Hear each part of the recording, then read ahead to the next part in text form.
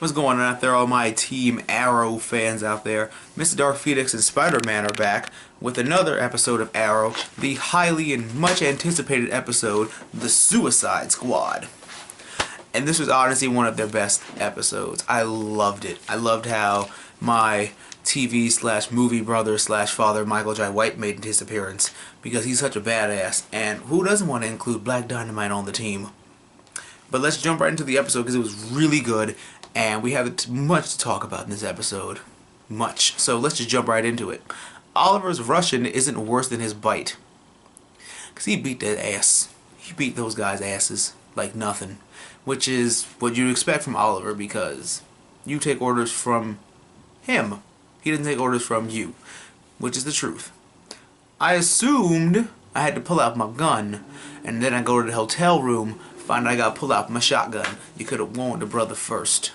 Could have told me not to whip out the pistol. Could have told me to use my shotgun and shit. That sex pun was brought to you by Spider-Man.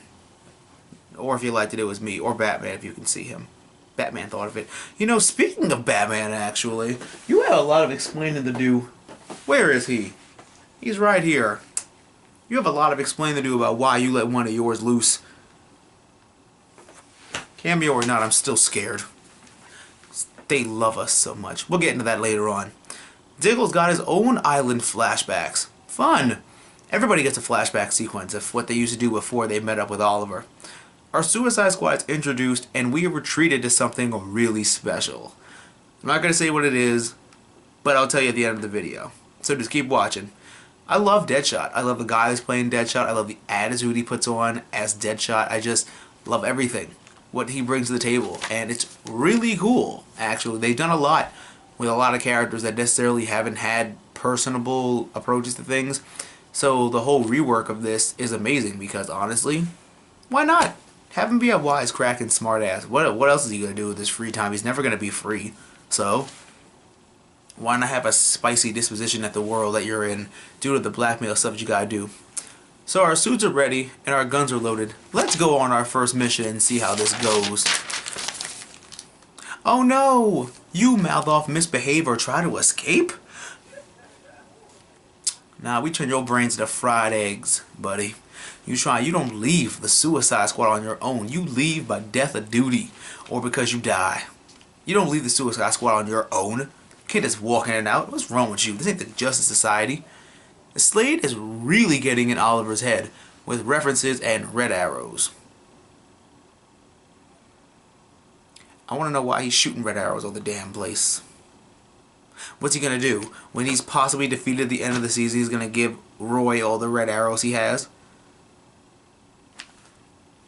I'm just so scared. I just also want to point out, by the way, that I love how this whole Slade and Oliver thing is going, because Oliver's tension is what I really love. His anxiety, his blatant postmortem depression, and his nightmare sequences are really good, because he's going insane. It reminds me a lot of the Slade in the Teen Titans cartoon, i.e. the Robin, when Slade kept telling him, "I'm the thing that keeps you up at night," and just basically proving to him that no matter what you do or no matter how you move, I will be one step ahead of you or several steps ahead of you. That intimidation factor alone proves he's great as Slade, and the fact that Stephen Amell is able to recreate that is also great.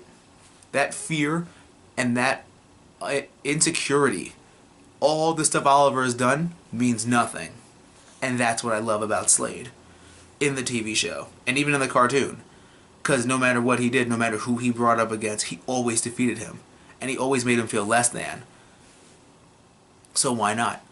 That's what I love. I love how they're doing this. I could literally watch that for days. It doesn't beat the Team Arrow glare on deck, but it's still pretty good. Like, I love everything about that. Let your friends help you and know that we're Team Arrow, so we're automatically in this together. Sound good? We sound good. We're okay. Alright then. Our missile launch isn't the target that you were thinking, which kind of sucks, because now they have brand new ways of keeping them in check.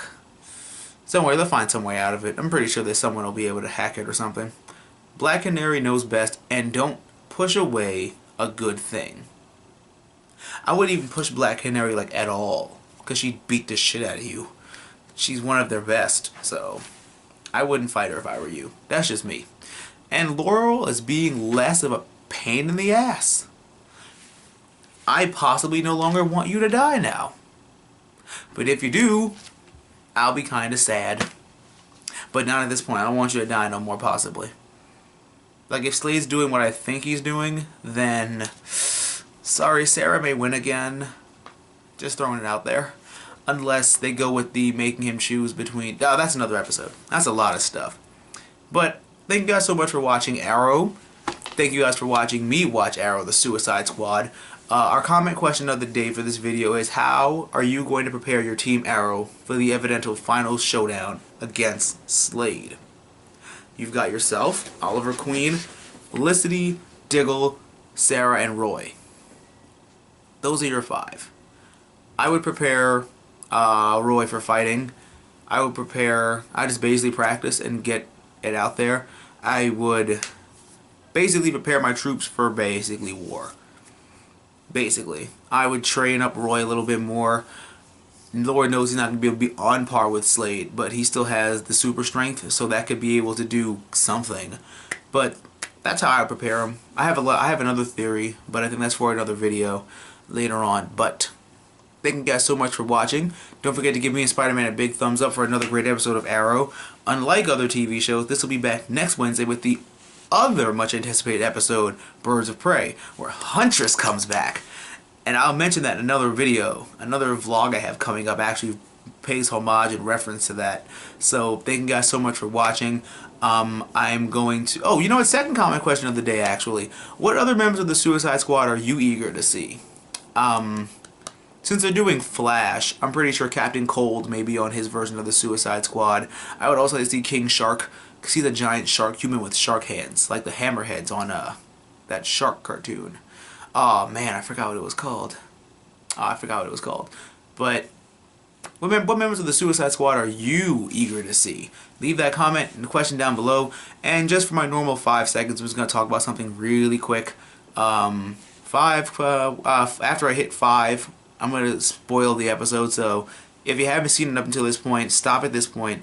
Like, comment, subscribe, tell your friends. Thank you so much for watching. But 5, 4, 3, 2, 1, 0. Spoilers from here on out. Tara Strong's voice as Harley Quinn. I couldn't believe it. Like, everyone's freaking out. Everyone's like, oh my god, is that when she's going to be on the show? She can't be on the show. And I'm like, well, you people slow the hell down. Like, seriously. All this was an homage to the fact that Harley Quinn is on the Suicide Squad. That's all this was. And it was amazing. Like, it was only, like, I think a couple of seconds, but when she was like, do you love birds, need some counseling? I'm a trained therapist. And Amanda Waller, like, banged on the door.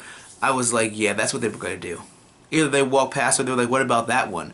She's like, no, that one's not ready for field work. But I love how they basically know what they're doing and they know all the stories, and they're basically giving us a treat and paying homage to that simple fact. And I loved it.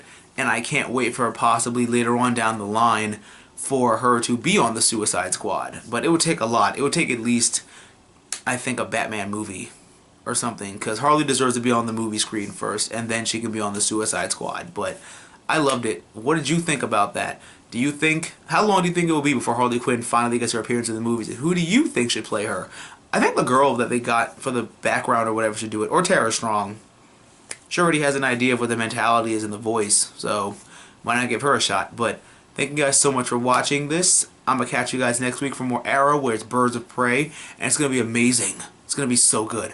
I'm going to go and make sure Slade doesn't kill me for the Judas contract jokes. I'm going to hide out, guys. I'm going to talk to you all later. Don't forget to comment, rate, and subscribe, and always remember, good times or bad times, always geek out and enjoy your lives. And I'm going to catch you guys next week.